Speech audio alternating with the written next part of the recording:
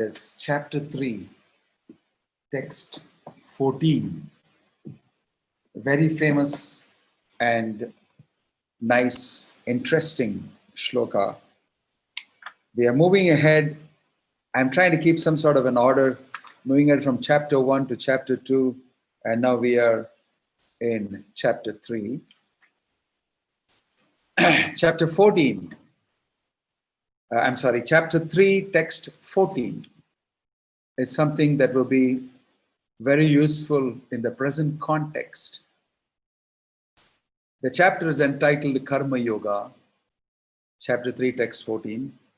As usual, I will chant the shloka once and then the second time also. And the third time I'll chant one line and you will follow up with me by repeating that line. And then the fourth time also we will do that. Then the fifth time we will all chant once together in chorus in unison. Okay? Right. Text 14, Bhagavad Gita as it is. Before that we will offer our prayers. Om Jnana Timirantasya Jnananjana Shalakaya Chakshurun Militam Yena Tasmai Shri Gurave Namaha. Nama Om Vishnu Padaya Krishna Prishtaya Bhutale Srimate Bhakti Vedanta Swaminiti Namine Namaste Saraswate Deve Gauravani Pracharine Nirvishesha Paschatya Deshatarine Jaya Sri Krishna Chaitanya Prabhu Nityananda Shri Advaita Shivasadi Gaurabhakta Hare Krishna, Hare Krishna, Krishna Krishna, Hare Hare, Hare Rama, Rama Rama, Hare Hare. Hare Krishna. So, chapter 3, text 14 that we are going to read from. Annad bhavanti bhutani parjanyat anna sambhavah yajñat bhavati parjanyo yajñah karma samudbhavah. Annad bhavanti bhutani parjanyat anna sambhavah yajñat bhavati parjanyo yajñah karma samudbhavah. Repeat after me as I chant each line. Annad bhavanti bhutani Annad bhavanti bhutani parjanyat anna sambhavah Parjanyat anna sambhavah yajñat bhavati parjanyo Yajñat bhavati parjanyo yajñah karma samudbhavah. Yajñah karma samudbhavah. Once more. Annad bhavanti bhutani Annad bhavanti bhutani parjanyat anna sambhavah Parjanyat anna sambhavah yajñat bhavati parjanyo Yajñat bhavati parjanyo yajñah karma samudbhavah. Yajñah karma samudbhavah. Now all of us chant together once. 1, 2, 3.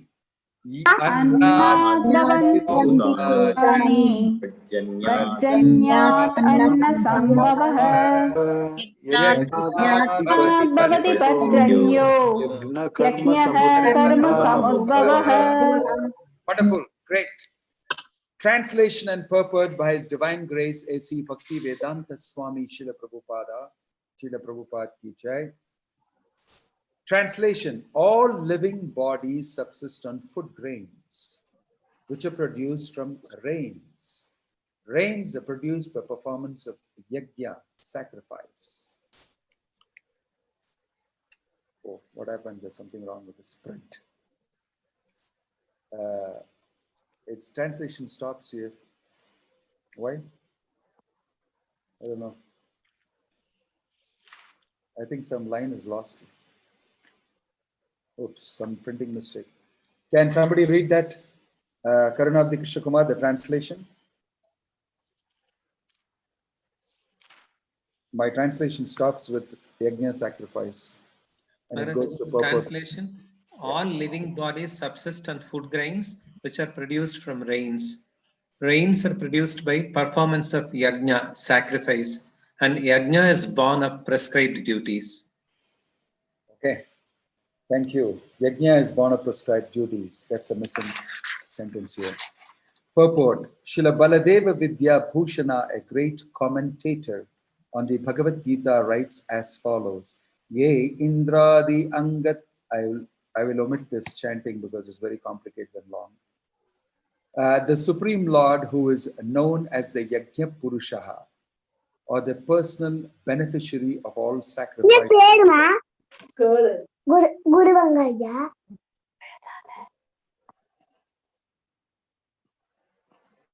The Supreme Lord, who is known as the Yajna Purusha, or the personal beneficiary of all sacrifices, is the master of all the demigods who serve him, as the different limbs of the body serve the whole. Demigods like Indra, Chandra, and Varuna are appointed officers who manage material affairs, and the Vedas direct sacrifices to satisfy these demigods so that they may be pleased to supply air, light, and water sufficiently to produce food grains. When Lord Krishna is worshipped, the demigods who are different limbs of the Lord are also automatically worshipped. Therefore, there is no separate need to worship the demigods. For this reason, the devotees of the Lord who are in Krishna consciousness offer food to Krishna and then eat, a process which nourishes the body spiritually. By such action, not only are past sinful reactions in the body vanquished, but the body becomes immunized to all contamination of material nature. When there is an epidemic disease, an antiseptic vaccine protects a person from the attack of such an epidemic. Similarly, food offered to Lord Vishnu and then Lord Vishnu, similarly, food offered to Lord Vishnu and then taken by us makes us sufficiently resistant to material affection. And one who is accustomed to this practice is called a devotee of the Lord. Therefore, a person in Krishna consciousness who eats only food offered to Krishna can counteract all reactions of past material infections, which are impediments to the progress of self-realization. On the other hand, one who does not do so continues to increase the volume of sinful action, and this prepares the next body to resemble hogs and dogs, to suffer the resultant reaction of all sins. The material world is full of contaminations, and one who is immunized by accepting prasadam of the Lord, food offered to Vishnu, is saved from the attack, whereas one who does not do so becomes subjected to contamination. Food grains or vegetables are factually eatables. The human being eats different kinds of food grains, vegetables, fruits, etc. And the animals eat the refuse of the food grains and vegetables, grass, plants, etc. Human beings who are accustomed to eating meat and flesh must also depend on the production of vegetation in order to eat the animals. Therefore, ultimately, they have to depend on the production of the field and not on the production of big factories.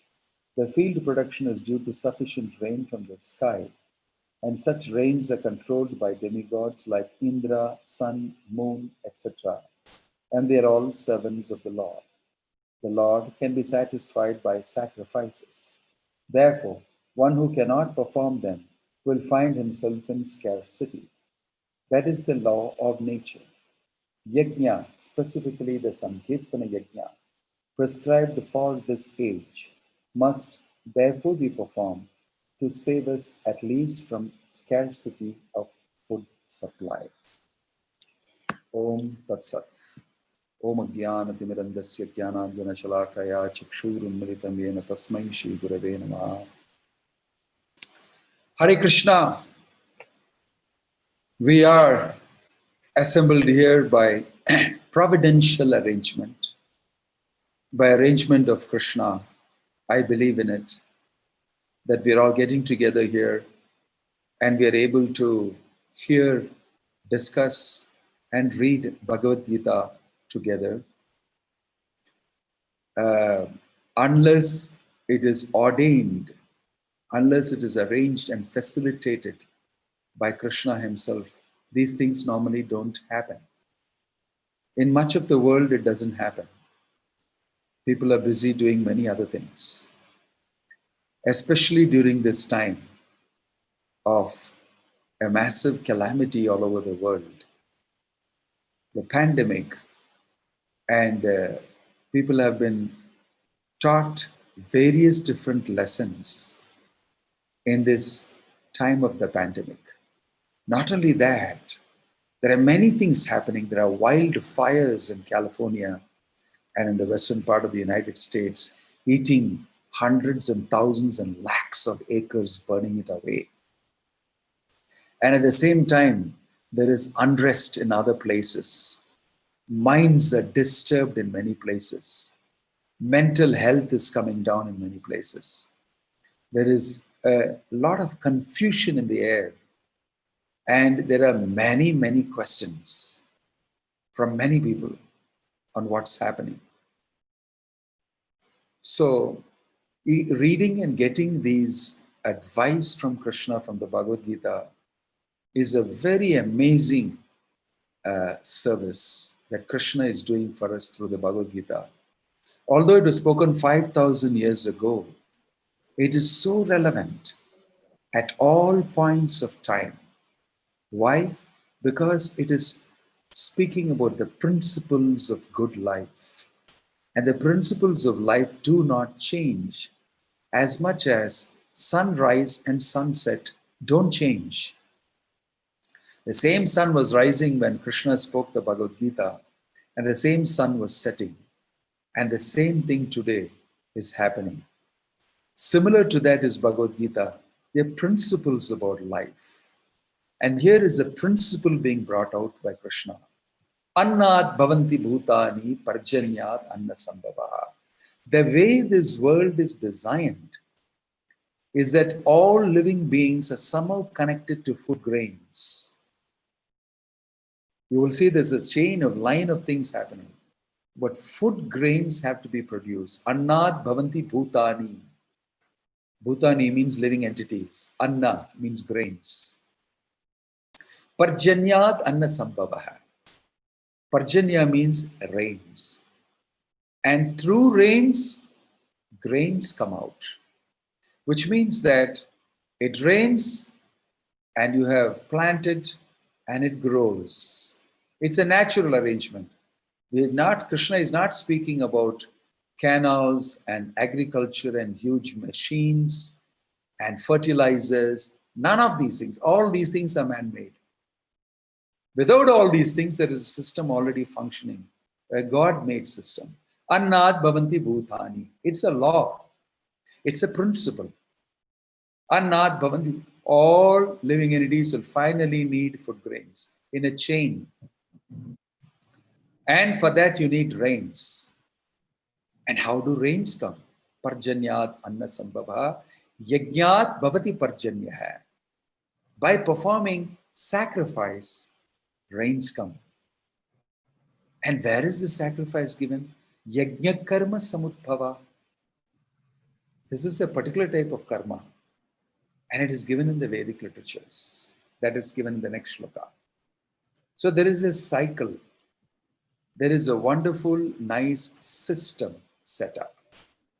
That Krishna is, food will be on your table if you do this. What is that? If you facilitate the rains. How is that? By doing yajna. Where is that given? In the Vedic literature. Prescription is given for you. If you do this, all these things will happen. All you need to do as a human being is to perform yajna. If you perform yajna, rains will come. Grains will grow. You will get food on your table. Animals And all of them will also get grains, leaves, there's everything. And the whole kingdom, animal kingdom, and all other living entities also will survive. Right? So the key is the human beings need to do yajna. What is the meaning of yajna? Parjanya means rains. Grains, we know, we are eating that every day. Human beings live on grains. Their body, their every aspect of their subtle body and their gross body, which means the gross body means the bones, the marrow, the skin, the ants, the legs, the digestive function, the reproductive function, the mobility, sight, senses, everything, this whole machinery requires as fuel grains. Annad bhavanti bhutani, you subsist on it. Right? That works. And also there's a subtle body, the mind, the intelligence, and all of that also becomes adjusted, the prana, everything gets adjusted. And why? So that you will be in good form, so that you will be at good peak performance, so that you'll be at your best version. You'll be at your best version. Now, when you don't do these things like this, you won't have your best version. You will be mentally sick. You will be disturbed. Your intelligence won't function properly. Your body will be subjected to various types of diseases. You'll have to rush to the hospital regularly, be under medication, and then for medication do this, many things. So the principle should be adhered to.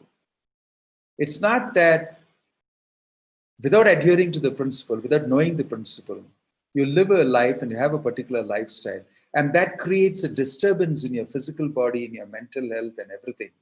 And then to patch up that, you do further things, and then to patch up that, you do further things and further things and further things.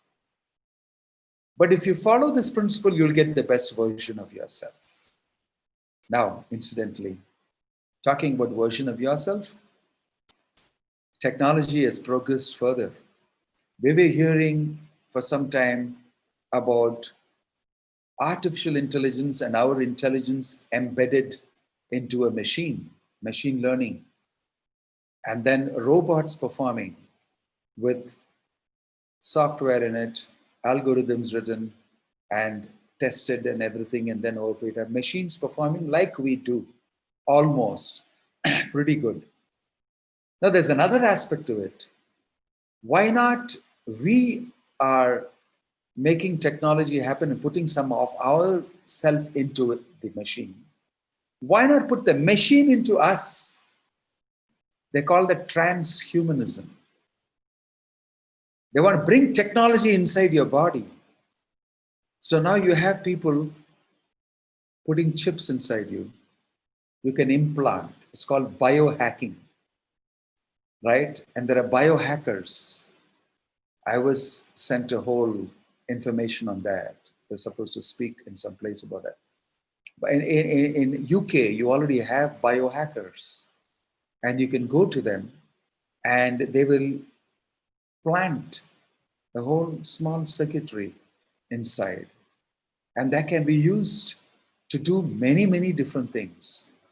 It will spot from inside you when you're getting cancer or not, or when you're getting disease, or whether your pancreas is malfunctioning, or your liver is malfunctioning, or this is malfunctioning, or when that is happening, or your diabetic sugar is this or that. It will immediately tell you. All you need to do is to point this at a software in your phone and it'll give you the reading immediately, say how your body is doing and which doctor you need to see now. Do you need to test your blood? Do you need to do this? Some even implant for, my whole key of my car is inside. I don't have to carry my key, forget my key. I don't know where to replace it. I don't know this, that, everything. I just need to walk up to my car and show my finger like this. It's implanted and boom, the car opens. So they call it H+, a version 2 of a human being. 2.0, human 2.0, second version, value added, actually technologically enabled, In this way, many functions in our body are slowly going to get added or functioning better, they think, with this type of technology in it. But all this, we will do many, many things like that and land up fully robotic and become a machine-like things. And there are other repercussions to this, but we won't talk about that much. But you know how that route goes. But here is a very simple way, organic way, understanding your original design. The designer of you is saying, Annat bhavanti bhutani parchanyat anna sambhavaha. Yajnat bhavati parjanyo yajna karma samudbhava. All you need to do is to recognize your designer. Person who designed this body, person who designed this mind, this intelligence, the situation, the world around you, is telling, this is the way this system works. And when you're inside this system, this is the way you should work. If you do anything else artificial, it doesn't fit in. And over a period of time, it creates different types of problems. Many, many different types of situations. Right? So human society now can take this little simple advice. It's not that we should not have technology. We should have, but it's just that we should not let technology use you. You should use technology for furthering the real goal of human life. Bhagavad Gita tells you what is the goal of life. Why are you getting educated? Why are you working? And what is the purpose for it? And in the end, what you need and what you should achieve. According to that, if you reason, will say, yes, there is a place for technology. It doesn't have to get into my body. It doesn't have to be that I am technology dependent. It doesn't have to be the robot has to do anything for me and everything for me, and I have become disabled or unable.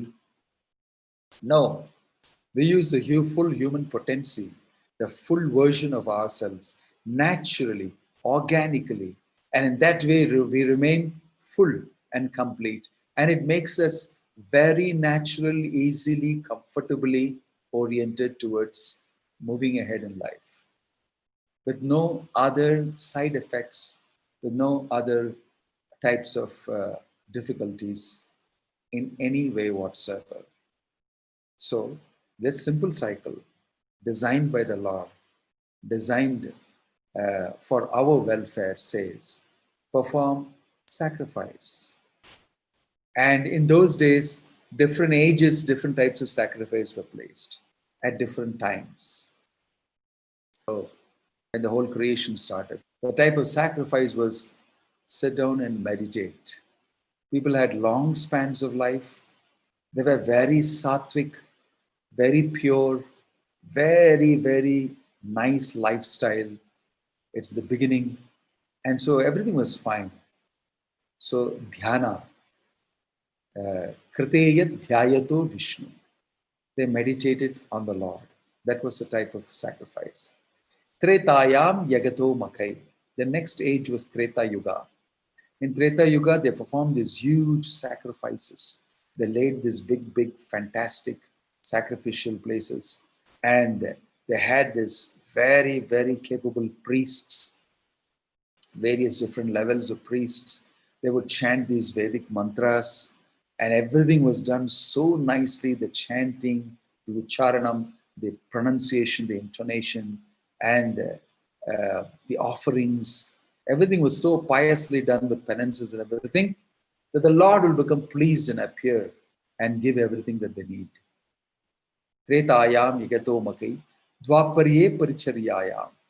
In Dwapara Yuga, the Archa Vigraha, Murti of the Lord, the beautiful deity of the Lord, was worshipped as the main form of sacrifice in huge, wonderful temples that were built. Some of the remnants of those temples we can see nowadays. It was a fantastic, opulent, very, very rich atmosphere made by the kings who are very pious, and they built these beautiful temples. Even today, if you go to Brihadishwaran temple in Tanjavur, if you go to Srirangam temple in Srirangam, Trichy, if you go to any other of these Padmanabha Swami temple in Trivandrum, you will see these ancient temples, very solidly built with stone.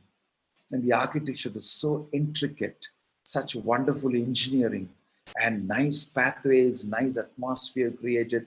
And you will see inside the sanctum, the Supreme Lord situated very beautifully and decorated. And in those places, the Lord reciprocated with the devotees in his Archavigraha form. You know about Padmanabha Swami temple. I was for a long time doing a lot of activities there for our organization, preaching to people, teaching Gita and all that. I knew the king, Travancore king, very closely and their family members. And the Travancore king there is called Padmanabha Dasa. In the parampara of the kings, they had surrendered their crown to the king at his feet and said, "You are the actual king, my lord. We are simply your servants. If I occupy this position, it's only as a servant." They surrendered their wealth, everything to the Lord. And they all became known as Padmanabha Dasa after that. Padmanabha Dasa, and after that their names. Very pious, wonderful personalities. And this Padmanabha Swami has got a beautiful story itself. It's a Supreme Lord eternally situated there in Padmanabha temple. It's called Anantapuram, Ananda Aranya. It is mentioned in the scripture that the Lord eternally resides in Anandaranya, in this Thiruvananthapuram place. So there's a huge 18-foot long deity of the Lord. And it was covered with black, this thing, they thought it was black stone. But it seems many generations back, something had happened. The Muslims had attacked and everything, and they had sort of protected the Lord. This particular king whom I knew, for a long time, very pious king, would come every day to the temple and all that, and do his services. And one fine day, he had a problem with his instep in his feet as he was growing older. And there was some wound there which is never healing. So he went to this Vaidyan, his physician, Ayurvedic physician. And for a long time, he tried to heal it. It never healed for nearly 6 months, 1 year. So he said, "What is this? It's not healing." So he went to the astrologer also and asked him, and the physician together, and they had a big discussion. And then they took a prashna. And they said, "It's something to do with your service to Padmanabha. So why don't you," the astrologer and the priest and the family guru and all that said, "you should massage the instep of Padmanabha Swami." You know, his lotus feet is like that. If you got a very beautiful darshan, you can get. His lotus feet, golden lotus feet plated, was kept. And then he went and he did that every day. Applied some very nice medicated oils and scented oils and perfumes on his instep of the Lord. And then afterwards, he told the pujaris also to do it. And they were doing. So sometime as they were doing, one fine day, a portion of that instep just came out like a block from the top. And inside they saw gold shining. They reported it to the king immediately. When they reported it to the king immediately, the king immediately came and saw and said, "Inside is gold. Maybe this whole deity is gold. It's been covered." He said, "Rip out all these outside covering." So they took out the outside covering in layers. It was, 1 inch thick in some places and more than that. Took it out. It was a mixture of some special substance which was covered. And then lo and behold, underneath was a golden, beautiful deity, plated with gold in many places. Eyes, ears, and nice kundalam coming down, earrings, and very beautiful looking. And the news spread like nothing. From all over the world, people flew down to take darshan of Padmanabha. It was in full gold plated. I remember I was there at that time, and a rash to take, and that lit a lamp, and it was shining. The whole temple was filled, and the Lord was looking so beautiful, covered, with kavacham in gold, and wristband in gold, and all sorts of jewels, fingers full of rings, and so much of gold on him. It was amazing. The Lord reciprocated with the king, saying that you can remove this covering now, not required anymore. Then they checked the history of the temple, and they went back to several kings during the Mughal time somewhere. They feared an attack or something, and they had wadded at the whole covering so that it looks like an ordinary statue, so that nobody will take it up, but it's fully opulent. After that, you know the story, some other things also happened, and people, as is true in Kali Yuga, went off. In this way, the deity of the Lord reciprocated with the king, and the king was very seriously worshipping. What to speak of? This is recent times. In those times, the kings were very pious, and they built these huge, fantastic temples. And they had these pujas done for the welfare of the people. And the Lord was the center. That was a type of sacrifice. Krite yadhyayato vishnum, tretayam yagato makai, dwaparye paricharyayam, dwapar yuga, this type of deity worship. Kalau tad hari kirtanat. In Kali Yuga, you do Harinama Sankirtana. This is mentioned throughout in the Shastra, in the Srimad Bhagavatam, you'll read that. Everywhere is recommended you chant the name of Krishna. That is the sacrifice. Yajnahi Sankirtana Prayer Yajantihi Sumedashaha. Prayen Alpayusha Sabya Kalavasmin Yuge Jana. The Kali Yuga has got a lot of bad qualities. And it's mentioned in Bhagavatam also, that Krishnavarnam Tusa Krishnam Sango Pangastra Parshadam Yajnayi Sankirtana Prayer Yajantihi Sumedashaha. That in Kali Yuga, Supreme Lord Krishna will incarnate as Chaitanya Mahaprabhu, and he will start the process of Harinama Sankirtana as the Yuga Dharma, as the method of sacrifice for the age. If you all jointly get together, clap your hands and chant the name of Krishna. Hare Krishna, Krishna Krishna, Hare Hare, Hare Rama, Rama Rama, Hare Hare. In unison, all of us together, if we do that, like we can do now and show you. 1, 2, 3. Hare Krishna, Hare Krishna, Krishna Krishna, Hare Hare, Hare Hare Rama, Rama, Hare Rama, Rama Rama, Hare Hare. Hare Krishna, Krishna, Hare Krishna, Krishna Krishna, Hare Hare, Hare Rama, Rama Rama, Hare Hare. Hare Krishna, Krishna, Krishna Krishna, Hare Hare Hare, Hare Hare Rama, Rama, Hare Rama, Rama Rama, Hare Hare Hare. Krishna, Hare Krishna, Krishna Krishna, Hare Hare Hare, Rama, Hare Rama, Rama Hare Rama, Hare Hare. Thank you very much for joining. In this way, we are distanced and we're doing on a virtual media the chanting, but we often do this together. We do it in huge groups with mardanga and karatals, and even go on the streets and make everybody hear the holy name. This is the Yuga Dharma. This is what in this age we should do. 2 types of things you can do. You can privately sit and chant japa on beats. Hare Krishna, Krishna Krishna, Hare Hare, Hare Ram, Ram Ram, Hare Hare. Privately for yourself. Then when you join together with others, loudly you can chant so that the atmosphere is filled with this vibration, this transcendental vibration of the holy name of the Lord. It purifies the atmosphere. The Lord becomes very pleased at anybody who performs Harinama Sankirtana in Kali Yuga, either by japa or by loud chanting. By loud chanting makes you instantly feel very happy and high, right? You can try this out and you will see it happens. Even within your family members, you can clap your hands like this and chant in front of the Lord. If you have a small picture of the Lord, even if you don't have a picture of the Lord, you can chant. You will see it instantly elevates you. This is the Yuga Dharma for this age. This is the Yajnayi Sankirtana Prayer Yajantihi Sumedashaha. Yajna for this age is Sankirtan. Yajnayi Sankirtana Prayer Yajantihi Sumedasha. Yajanti means worship.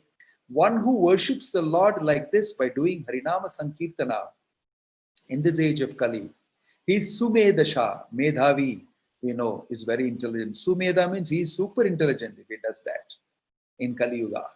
He becomes super intelligent. He becomes a person who is very wise. All these things are mentioned in the Bhagavatam. So in this age, if you do Harinama Sankirtana, rains will come. If rains come, grains will grow. If grains grow, we will have plenty of food. We'll have plenty of food. This is a natural arrangement done by the Lord. It is not really necessary to have an artificial arrangement, to go to work every day, to work very hard. Some people work 16 hours a day, 14 hours a day, earn some money, and then take that money, go to the shop and buy vegetables and grains with that money. Because it grows on the ground. Anybody can grow it with a patch of land. Why is it that we are going to work? And we find it very difficult to work also.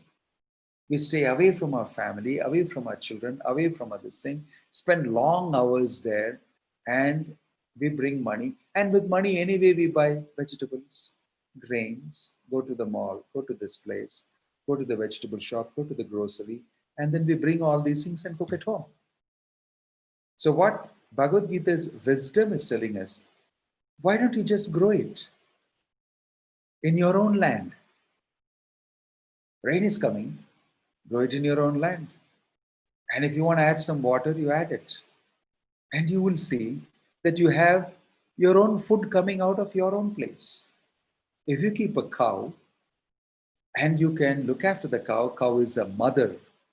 Earth is also a mother. Both of them are mothers. There are 7 types of mothers. Atmamata, Gurur Patni, Brahmani, Rajapatnika, Dhenur, Dhatri, Tata, Prithvi, Saptaita, Matriha Smrita. 7 types of mothers you have, not only your biological mother. Vedic culture teaches us that we have 7 types of mothers. One is your biological mother who gave you the body, Atma Mata. Your Guru's Patni is also your mother, Gurur Patni. Brahmani, the Brahmana's wife is your mother. She is pious lady. She comes along with her husband to do all the different types of rituals. Brahmani. Rajapatnika, the queen's wife, the king's wife, the queen. She is also to be respected like your mother. Dhenu, the cow. Dhatri, the nurse who looks after you. She is also like your mother. Prithvi, the earth, is also your mother. 7 mothers are listed. And Vedic society was so wonderful. All these mothers will look after you and shower affection on you. Earth is a mother. When we have a personalized way of looking at these things, life becomes so wonderful. It becomes full of relationships. I have a relationship with nature. I have a relationship with the earth, mother. I have a relationship with the cow. I have a relationship with my guru's wife. I have a relationship with mother with the queen.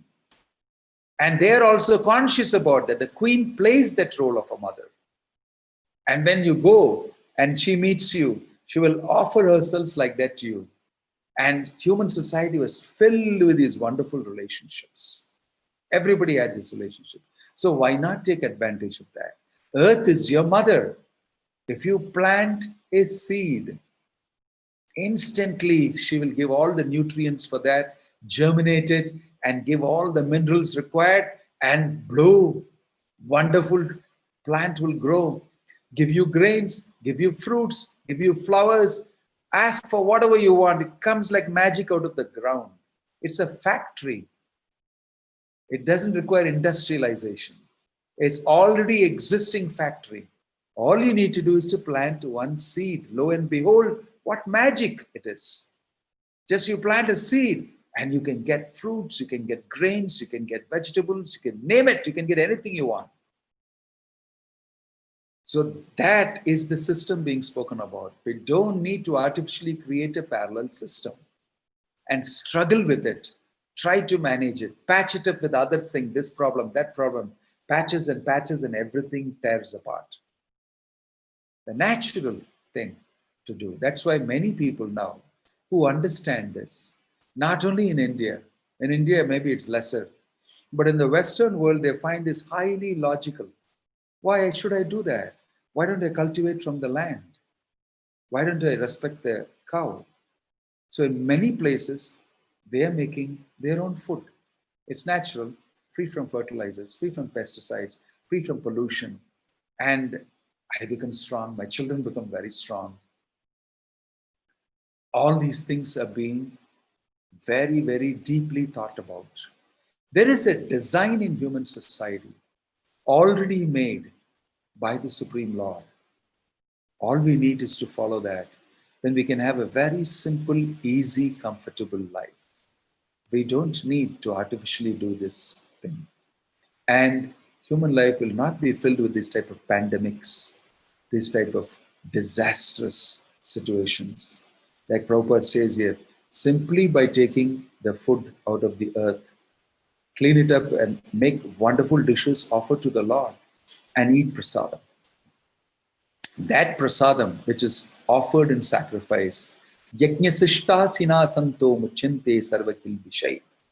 Bhunjate te to magam papam ye pachanti atmakaranat. This is the meaning of civilized human being. He factors God into his life. He hears the instructions given by God. He follows those instructions. And his life becomes sublime. So this simple system that Krishna is saying, one shloka, annad bhavanti bhudani pachanyadana sambhava, the design is that everybody needs grains. And grains will come in this way, my dear Arjuna. If people follow this, there is no problem for food. There's no problem for food. India was like this only. Before the Mughals came, the Britishers came. It's primarily based on agriculture. Agriculture is not some third class, low class occupation. It's a most sensible thing to do because directly you get food. And that's what we are all anxious about. If everybody gets their food, everything was in plenty. There was no beggar to be seen when the Britishers came. It is written in the minutes of Macaulay that I don't see any beggar here because it's very common to find food everywhere. Everybody had silos of grains, and everybody will go to everybody's house, and there's plenty to eat: fruits, grains, vegetables, and so many wonderful things prepared out of the grains and vegetables and fruits, medicines from herbs, that there's anything you want from everybody's house. And everybody would go to different houses and eat every day. It doesn't matter. Everybody was giving almost the same things, better things here. Kids will go here, there, and eat all over the place in the village. They'll go for a picnic here, you bring there. Nobody goes hungry. There is too much food stuff. Nobody can go hungry at all. There is no export, there is no hoarding, there is no money making. Amazing. They don't need us, actually. They don't even need us. They got food, they got their culture, they're very happy, everything is in plentiful. That's the civilization that was systematically torn apart. That culture was spoiled. With a plan, the Britishers did that. They said we should simply finish the backbone of the civilization, that is their Vedic culture. Tear it apart. Make them dependent on artificial things that we give. Give them industrialization. Give them schools. Give them the railways. Give them this. Turn their whole thing dependent towards this. Then only we can make money out of them. Economy. They introduced tea. Even tea they were not drinking before. When the Britishers came only, the tea came in. All these things are artificial. But people were extremely happy, free from disease. Because this is what they followed very naturally. And very easily they were happy, no worry, nothing much. Rains will come, grains will come, we'll have plenty to eat, have plenty of free time to spend with my family members, with my friends. I do my yajna, my karma, my worship of the Lord. I have a lot of time. That's how human life should be. Relaxed, plenty of time to think about what Krishna said in Bhagavad Gita. Perform your sacrifice, be happy. So the same model is available now.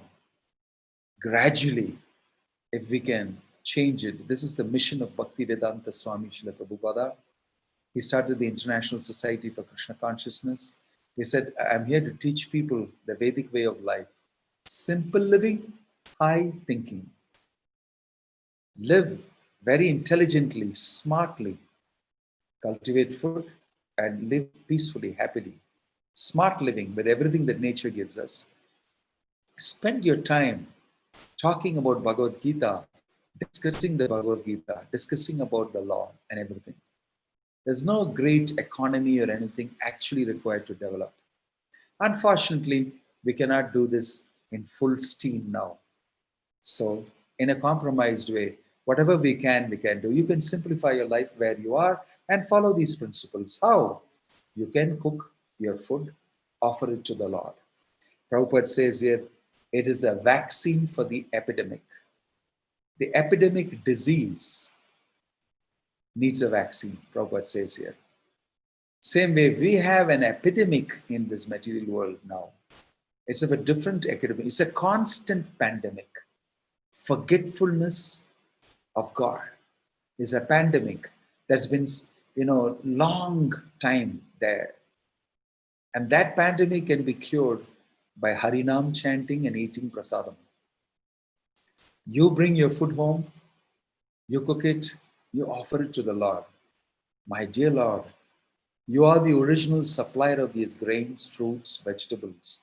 I have made these nice, tasty offerings for you with you in my mind. Please accept them. And you offer it to the Lord on a nice plate separately meant for the Lord. You chant a little mantra we can teach you.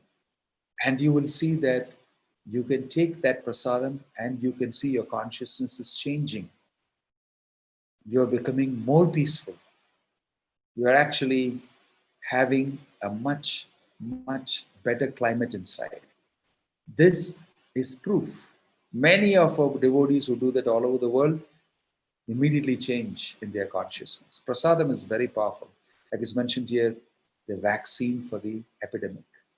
We are all under this pandemic, a constant pandemic of forgetfulness of the Lord, a materialistic idea about life, gratification, and so many things we have complicated life with. The disease is very deep. But if we eat prasadam and chant Hare Krishna, these are two fantastic medicines, vaccines.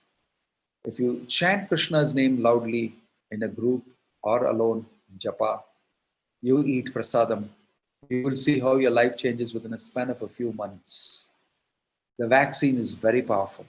The chanting of the holy name vaccine is super powerful. It will cleanse you of that disease and you will witness it happening. You will experience it happening. You can see the change coming in you. So this cycle, don't think it is not relevant. It is very relevant even today. The same Krishna has come 500 years back as Chaitanya Mahaprabhu and told us, you do this. This is the best yajna, easiest yajna, specially designed for you Kali Yuga people.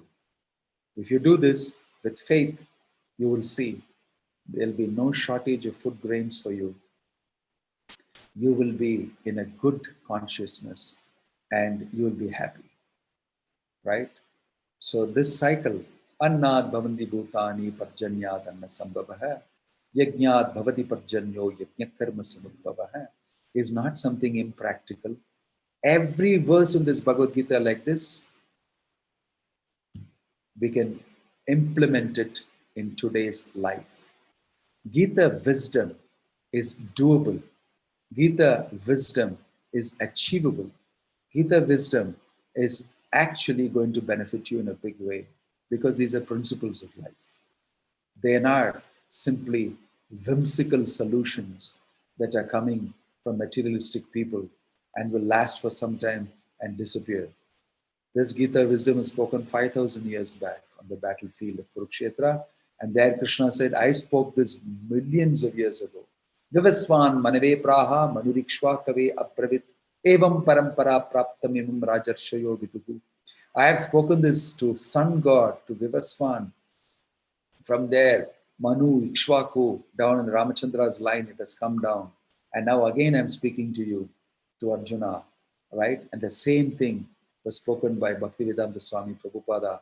I am speaking the same thing to you. In principle, the same thing, no change. It works even today. And hundreds and thousands and millions of devotees are practicing it, eating prasadam at home, chanting Krishna's name, and being simple and happy. So we invite you to follow this Gita wisdom principle in the now and benefit from it. Hare Krishna. Om Tat Sat. Srila Prabhupada ki jai. Bhagavad Gita ki jai. Thank you very much for hearing with patience. I'd be very happy if you have any questions that I could answer to you. Shri Bhakti Vedanta Prabhupada from Ramanathan Purushottaman. Guru Maharaj Ji. Okay, it's not a question, it's a comment. Okay, fine. Anybody has any particular question?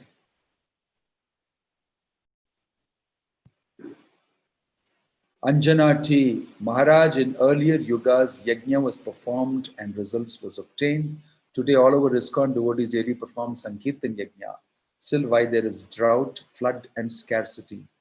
I don't think they are suffering from flood and scarcity because they are performing the yajna. They are getting plenty. They eat prasadam and they are very happy. So whoever wants to join can join. Krishna makes the arrangement.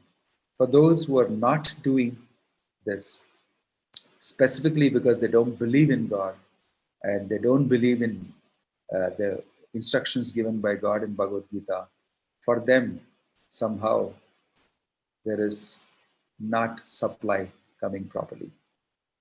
But for devotees of the Lord, mostly everywhere, they don't find any scarcity. Krishna looks after them, provides for them. So if you also do it in your own house, with your own members, you will also be able to experience that. I am a sadhu, I joined the movement, I've been for 30 years here. I didn't go and take any job, nothing. When I came first year to South India, many places, I didn't have a place to stay also. I just stayed in some places here and there in somebody's houses, started doing Bhagavad Gita classes. Then I did lessons for students in schools. And then somehow or the other, I never bothered about anything. And people were calling me, giving me prasadam. They were giving me food stuff. They were, I could always see that Krishna is sending things for me. He's sending me clothes. He's sending me whatever I need. A vehicle, here it is. Why? Because he is speaking my word. I could directly see it's Krishna's arrangement. I have experience of it. I never went to any job. I didn't have any business. And I'm happy speaking Bhagavad Gita daily to everybody, so many people, and working in a community to speak Bhagavad Gita to others and follow the Gita way of life. And we have established a huge community of people. All this came from different types of devotees who wanted to give, because you're doing what Krishna is saying. And it is very, very valuable to human society. I want to support you. And so we utilize, and we bought land, we got building coming up. Now we have a huge project coming up, and many, many devotees are coming forward and doing many different types of services. I will give you something for building up this place. I give you the marble. I give you, the cement required for this. I will give you all the steel required for this. I want to give you all the furniture required for this. I want to help you with the landscape. I want to lay the road, like the different people are coming and giving. I didn't ask. I just keep talking Krishna's instructions. I chant Hare Krishna. I engage in Kirtan. And I just pray to the Lord, it's your place. If you give us an opportunity to do this service for you and build a place, then many more people will come here and learn the science. And we will be happy, and we would love to do this. So Krishna is sending many people. That's it. That's it. That's what we are doing. I did not specifically, I'm not asking that you should also do that. I'm just giving you proof from my own experience. So although there is pandemic, everything everywhere, we are looked after by Krishna, right? So this is the way people lived. It's not only me now. This is the way people lived in India. You go to the villages even now and see some places, they live like this only. They live, depend on the rains. They look at the clouds. They pray to the Lord and they wait. They do some little puja here and there. They wait, dependent on the Lord only. Dependent on the Lord only. But if they are into sinful activities, if they are slowly degrading, then things become different. Then things become different. Then the demigods don't supply. If you don't do the proper yajna and sacrifice, they also don't like it. So there's a cycle which we need to follow in civilized human society, and things will happen. Okay? Right. Any other question or comment? Sharada Sairam has raised her hand. Is it because she wants to? Hare Krishna Maharaj, Yes. thank you so much for that illustrious lecture. It was wonderful to listen and hear from you always. So the philosophy of Gita is wonderful, and it's we agree with every single word that it says. But oftentimes when we are in that situation where our plans are frustrated, and we know that okay, it's Krishna's will. It's so difficult to sort of fall back on that philosophy and really I don't know, live it. So what are some of the practical tips that can help someone live the philosophy rather than just read through and browse that theory? Yes. Raj. Yes. Thank you very much for that very practical question, Sharada. The point is that nothing changes immediately. We are sold out. We have invested our faith and everything in a particular system, in a particular economy, in a particular lifestyle, in a particular way of living. And we are addicted to it also. Not only attached, but we are addicted to that way of living. And that way of living is also creating a lot of problems. There are repercussions, and serious repercussions at that. And people are wondering, where did we go wrong? The problem is, on one side, you have this Gita's instructions, and one side, you live a particular type of life which you're, used to. And here is a model that's been given to you from Bhagavad Gita, and you try to follow it to some extent, at least instruction-wise, like you're saying. I read the theory of it, but how is it possible to fall back on this in difficult times? There are two things. You don't have to do it all alone. You're not supposed to do it all alone. That's why Krishna is telling in Bhagavad Gita, Tat vidhi pranipatena pariprashyena sevaya upadekshanti te jnanam jnaninas tattva darshinaha. He says you approach a guru, a bona fide person who is coming in this line, in this parampara, and his guidance is necessary. You may read the Bhagavad Gita, but you need to see a living, moving, walking practitioner of the Bhagavad Gita. Like I was telling you, this is how I took it up. I gave up a job, I gave up this thing, everything. Of course, that was a very bold thing to do, and I was very much wanting to do in a great missionary zeal and spirit. And that need not be the thing for everybody. Not required. But where you are also, you can practice this philosophy. I am just a full-time practitioner of this and a preacher of this, etc. But different people like you may be in different situations. You're grahastini, you have children, you have husband, you have family members, you have parents and everything together. I agree. It's not that, flatly we should apply it.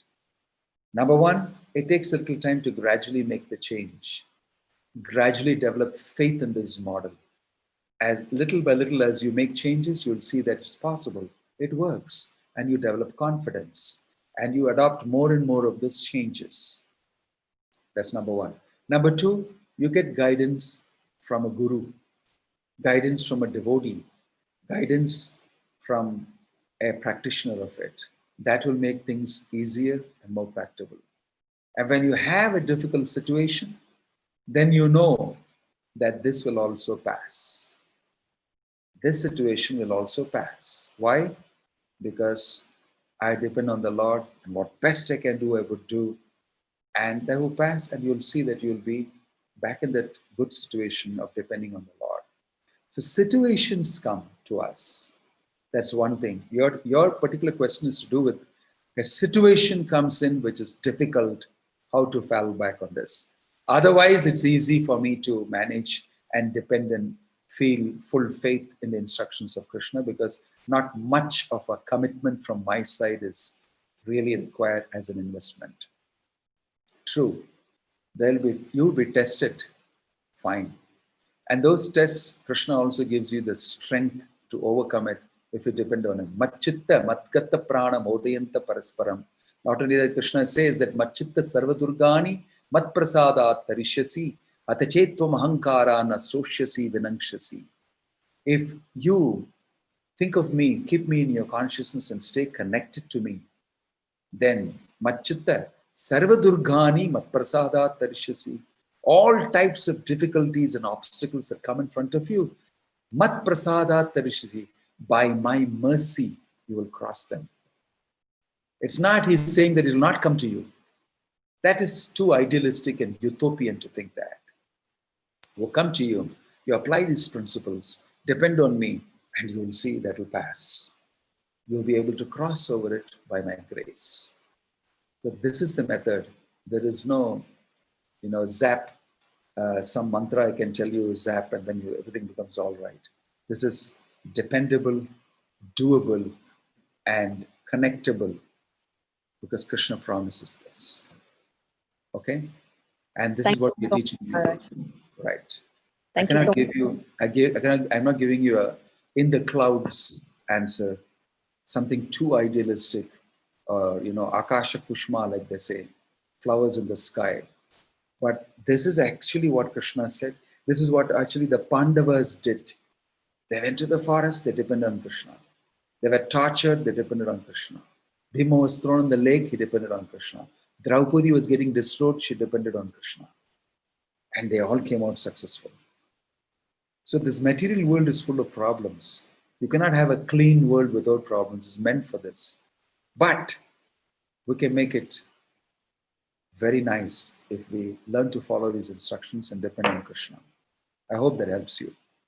It really did, Maharaj. Thank you so much. Right. Anupriya has got a question. One who get a serious trouble in digestive system, large intestine are not in proper function. In Bhagavad Gita also Krishna mentioned food digestion also carried out by the Lord. Why it's so, Maharaj? It's due to their karma. Well, this problem could be rectifying by chanting due to their health issue. Maharaj, the person who followed paleo diet, I don't know what that is, in lack of food intake, person lives through by doing yoga alone per day, 4 hours in yoga process, etc., etc. I mean, there's a lot of things Anupriya is asking here, but I think I understand. Basically, yeah. Don't think that zim, boom, ba, immediately as soon as you say, okay, Krishna, I'm depending on you. I'm chanting Hare Krishna. Now, don't give me any digestive problem. Don't give me that backache which used to come. I'm believing in you, okay? I should get rid of that. That's not the way it functions. You will definitely go through your karma. But the amazing thing is, because you are following the Krishna's instructions and depending on Krishna, chanting his holy names, through that difficulty, you will actually see that if it is supposed to be a difficulty wherein you're supposed to fracture 2 of your arms and maybe lose your hearing, if that is what is ordained for you as per your karma, you maybe lose a small portion of your finger alone, a small chip. Token karma you'll get, maybe some mental agitation, this, everything. Because you're a devotee, Krishna won't like wipe out the whole thing immediately, but he lessens it depending on your level of your dependence on Krishna. And we never know about it. We will maybe immediately say, my gosh, my finger got chipped off. I'm chanting Hare Krishna, I depend on Krishna, chipped off. But you do not know actually, your head should have gone. You should have lost your life, but only these things happen to you. That is the way devotees understand. So when you have a little digestive problem, fine, go to the doctor. Go to the doctor. That's what you should do. Immediately attend to it and show to the doctor, take the medicine, you will get cured. That's it. It's not that it's, Krishna sanctions it doesn't mean that without going to the doctor you should get cured. No, you follow the process. What needs to be done for your health, you do. Go to the doctor, follow the diet, follow this, everything, and depend on Krishna. And it is he only who is present in that medicine. He only is facilitating the cure for you. And it happens to you. So it just merges nicely into it. Live a normal life. Add and factor Krishna into it. And many things happen to you which you may not even know. But you will feel comfortable and safe. And many times Krishna will make you know that this is happening because I am interfering in this way. And courses will be changed. This will have an experience. So continue to chant Hare Krishna. And we are not chanting Hare Krishna and becoming devotees of the Lord to get rid of material problems or health problems alone. We are asking something much greater from the Lord. Like Kulashekara Alva prayed. I don't want to ask you for any of these things, my Lord, because that will come by my karma anyway. There's no point asking you. What I want to ask you is what you can really give me is devotion. Because once I have devotion, none of these things can touch me. And you can give that to me. So my prayer is not for relieving me from my backache and from my digestive problem and everything. That's part of life. As long as I got this material body, something will keep going wrong with it. What's the use of praying for it? It's defunct from the beginning. It's better I pray to you for your shelter, for pure devotion to you, and to want to be your bhakta. Then you'll see automatically Krishna will take care of everything else. When Sudama went to Krishna, his wife sent him and said, you must go and ask for this.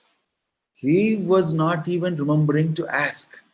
Was so happy seeing Krishna and so happy having to get his opportunity. And he came back. Krishna had already given a mansion to him, even without him asking. Even without him asking. So these things we don't ask. We ask something far, far more valuable. Why ask for all these small, cheap stuff? You should know what to ask. And because you should know what he can give, that is what Bhagavad Gita is telling us. So automatically these things will take care of for a devotee. That is his faith. Okay? Alagu Ramya, we read that Krishna's parents are eternal, and we also read they were Prashni Sutapa and Kashyapa Aditi Vasudeva Devaki. How to understand this, Maharaj? Why? Krishna's parents are eternal because he is eternal. He is eternal. He has eternally parents in Goloka Vrindavana, Yashoda, Nanda Maharaj. He has Devaki and Vasudev in Mathura. So just like you and me, Krishna also has got a house. He has got his own place, Goloka. He's got his own friends, cowherd boys. He's got his pet animals, cows. He fools around with the girls there a little bit, the gopis. All these things he does. But the flavor, the taste, and the experience is very rich, filled with devotion and bhakti, right? So all these things are true. Krishna is eternal, his parents are eternal, his pastimes are eternal. Everything about him is eternal because he is absolute and he's eternal. And if we associate with him, we also get transposed into that eternal realm. And we also achieve our eternal position in relation with him. We also have an eternal relationship with Krishna. We can achieve that. This is Krishna's teachings. Okay? Right. He is the origin of everything. Yeah. He is the origin of everything. Prashni and Sutapa and Kashyapa and Aditi, Vasudeva, how to understand this? Hare Krishna, Maharaj. Yeah. Maharaj, my question is like we say that he is the origin of every living entities. At the same time, we say that he has eternally his parents and friends and all those Nitya Shakas. I couldn't correlate between these two. Well, he is the origin of everything and everybody, no doubt. That is his position as the root cause, the Janmadhyasya Yataha, everything coming from him. He's the source, he's the absolute. This does not mean that he cannot manifest from himself other great, personalities with whom he can enjoy a relationship. So it's mentioned Eko Bahushyam. He is one only, but he becomes many in order to enjoy. So from him first comes Radharani, Balarama. From Balarama comes the Purushavataras, all the Vishnus. They create the material universes. And then in the Narayana planets in the sky, he is assuming various Narayana forms in Vaikuntha. and there are eternal residents in Vaikuntha in the spiritual world. And with all of them, he has relationships and everything. He expands into many. And all these eternal positions are his expansions eternally. And they're always existent like he. Only in the material world, it comes and goes. It's temporary. It's created, annihilated, and living entities go there temporarily and get temporary bodies, and they are back again and forth again, back, forth again, like that. And that's why liberation means going from here and joining the eternal kingdom of the Lord. So it doesn't mean that because he's the source of everything, he cannot be the source of all these personalities who are permanently existing in Vaikuntha. They give him pleasure. He gives them pleasure. They're under service to him. They're under service to him. And this way, there's a very beautiful atmosphere that is permanent. Okay. Any other question or comment? Thank you. Hare Krishna. Srila Prabhupada ki. Have a wonderful day, wonderful night with sweet dreams of Krishna. Hare Krishna. Thank you, Maharaj. Hare Krishna. Hare Krishna. Thank you, Maharaj. Thank you, Maharaj. Hare Krishna, Maharaj. Hare Krishna Maharaj. Thank you, Maharaj. Maharaj. Hare Krishna.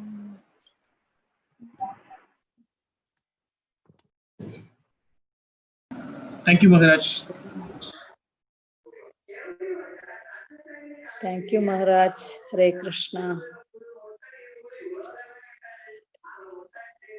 Thank you, Maharaj.